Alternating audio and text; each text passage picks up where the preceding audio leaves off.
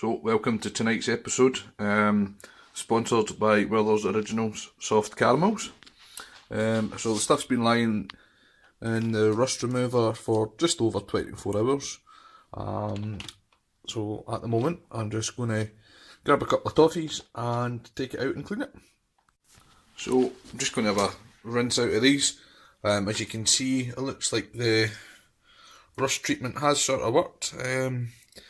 The corrosion has taken on a sort of blacky grey colour and it's not quite as brown as it was yesterday.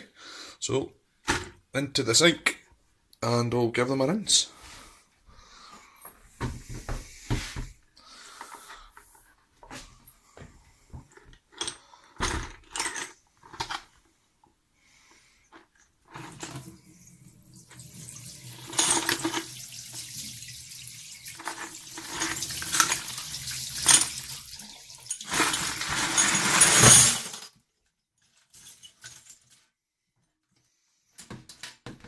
I probably should have untied that before I emptied the bucket out. Tube. As I said, there was one of the bass drum tension rods that was particularly dusty. This is it, I found it, I wasn't going mad. I'm going to give it a wee hit with the wire brush and we'll see how she looks.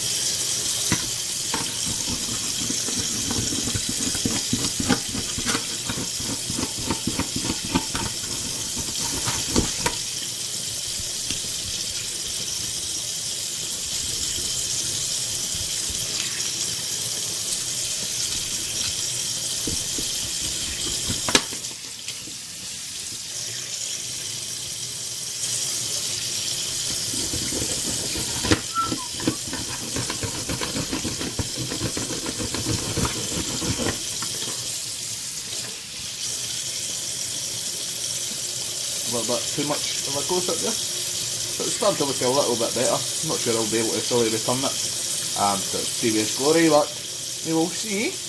Back in the bucket she goes. You saw me earlier fail to remove this from the bucket prior to tipping it out.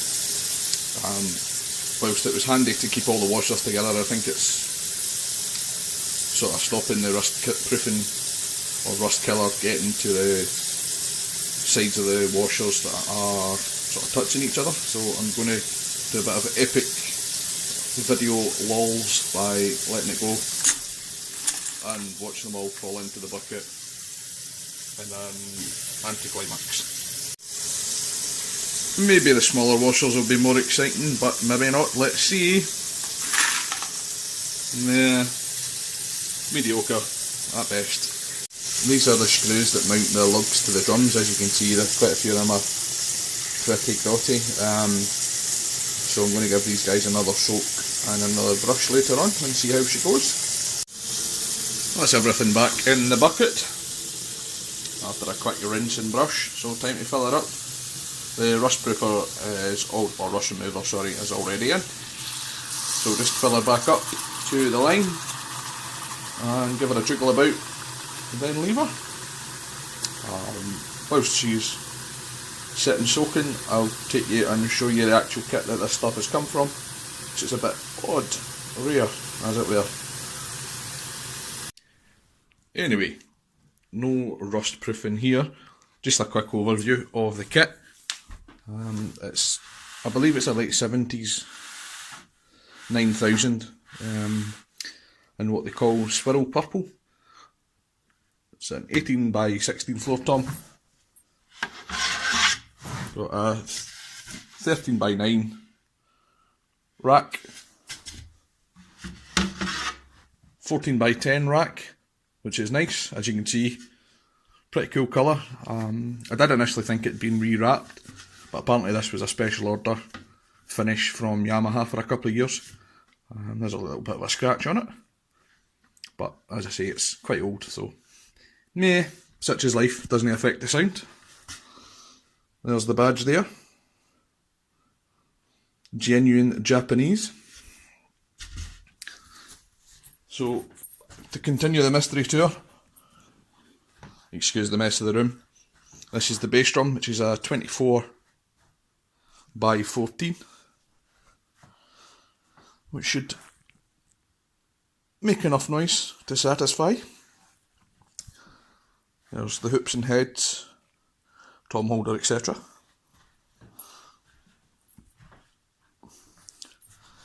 And finally, here's the snare drum. It's a 14 6.5 steel shell. It looks like it's seamless, but don't quote me on that, internet. It's got a parallel action, and before I stripped it down it sounded pretty decent. So hopefully, once it's cleaned up, get a bit of metal polish on it and see how she goes. As you can see where the lugs are, there's a bit of pitting, so I think it's been a well used drum kit, to say the least, but I suppose that's what they're for. That's the bass drum hoops there, which are in sort of natural wood finish. I'll get them cleaned up and re-varnished at some point. One thing I did meant to show as well was all the mechanism for the snare and all the tom lugs, snare lugs, bass drum lugs, tom mounts, all that jazz, which has been taken off and is sitting here in the box.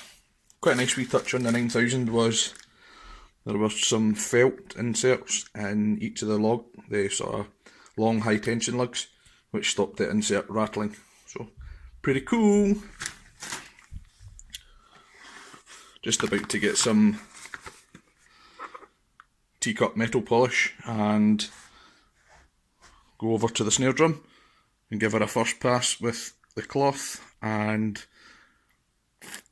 elbow dust, and let's see what happens. We'll probably finish it off with the drill and the polishing mop. Time to give this a bash.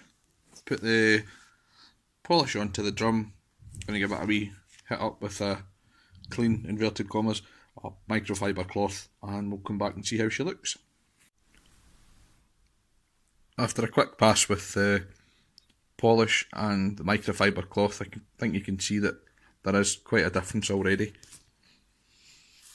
So that's the unpolished piece, and that's the piece I've spent probably about a minute and a half polishing, just fairly light pressure. So it seems to have come up alright. I'm going to continue doing this, and I'll pick up tomorrow with how she's looking and see how the rest of the fittings are. Cheery, bye.